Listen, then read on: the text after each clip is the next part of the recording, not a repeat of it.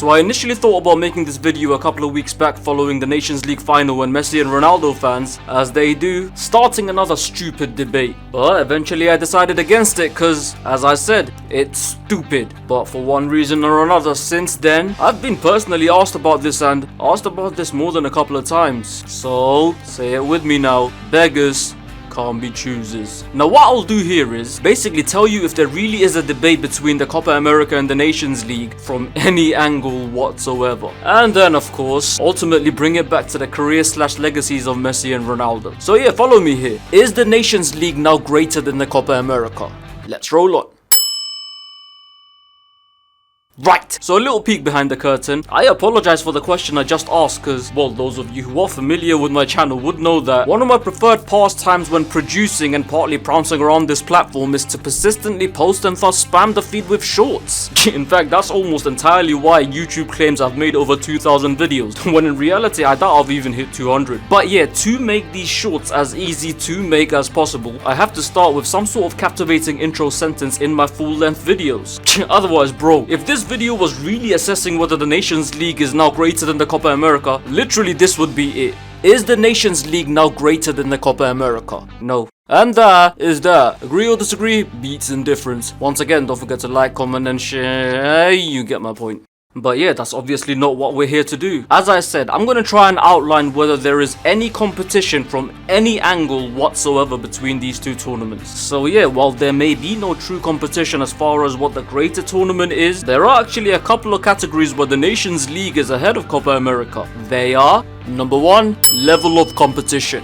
Starting off nice and easy, like let's be honest, there doesn't really need to be much discourse here, is it? The Nations League, or particularly League 1 of the Nations League, is literally between the top 16 teams in Europe. And while the Copa America now is that too for those guys, facts are top-end European teams are just stronger on average. And so one of you told me that walking embodiment of the phrase, "Please don't get too close, Laura, I might get a nosebleed," said something like Greece winning the Euros shows that the competition levels between the Euros and Copa America aren't all that different. That was a freak result. You can only use those kind of arguments if those kind of results were at least somewhat consistent. And well, when it comes to that, the latter stages of the Euros almost always consists of far stronger teams than the latter stages of Copa America. A tournament where, by the way, and I'm not making this up, either Peru or Canada made it to the semi-finals of 5 of the last 6 editions. That ain't happening in the Euros, brother. There's a reason why someone like Xavi said that the Euros is harder to win than the World Cup. There are barely any easy games. And now apply that to the Nations League where, in the early rounds in particular, you have to face each team twice. Meaning there is even less opportunity to achieve fluke results in one-off games. Meaning the truly better teams are more likely to come out on top. Which brings me to this. The second category the Nations League is superior to Copa America in. Number 2, the results are a true reflection of quality.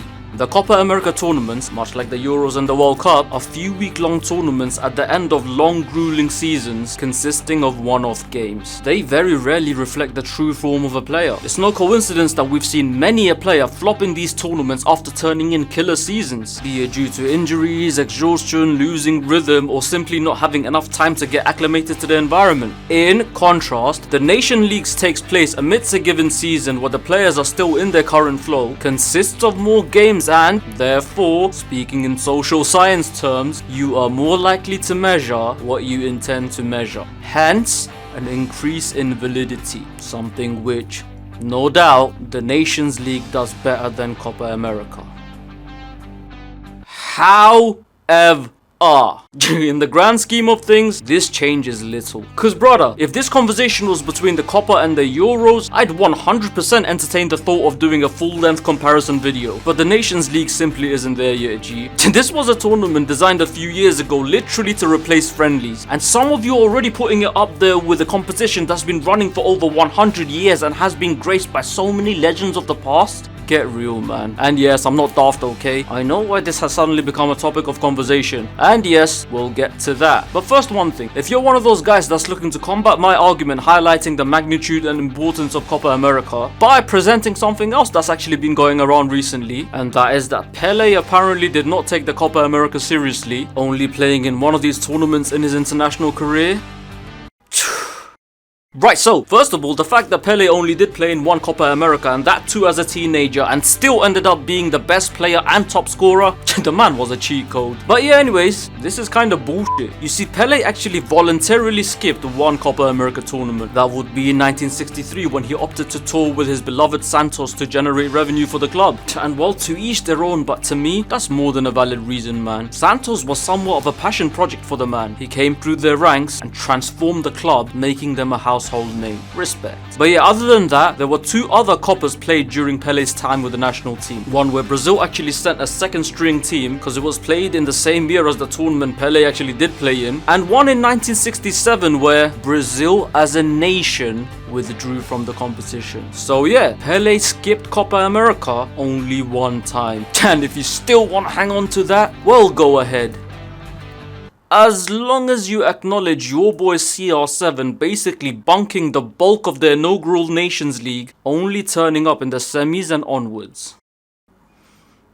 Something, stones, glass houses, etc, etc. Look, there's a reason why I called the Nations League the National Friendly Championships or whatever a few years ago. But I must admit, after seeing stuff like how seriously the countries are taking it now and fielding the best teams, etc, yes, my mind has changed. But as far as reaching the level of respect of the Euros and even Copa America, it's still a long way away, man, come on. Now, the part of the video you've all been waiting for. How does Ronaldo winning another Nations League with Portugal impact his rivalry with Messi? Well, in reality, it doesn't really. Messi still had the better international career, i.e. won the bigger trophies and had more standout tournaments, and Ronaldo still being the better international player, i.e. having a bigger impact on his country's success through his performances, and no doubt doing more with the dead-ass deck he was dealt with. But if you are one of those rare Messi Ronaldo fans who are open to changing their mind, and I think there's two of you left, well, ask yourself this. Do you rate the player who's won the bigger and more historically relevant trophies and therefore will be more fondly remembered by the history books? Or do you rate a player who's won trophies with lesser name value but those who were actually more difficult to win and was a true reflection of both he and his team's quality? If your answer is the former, then you're probably edged towards Messi. If it's the latter, then you, my friend,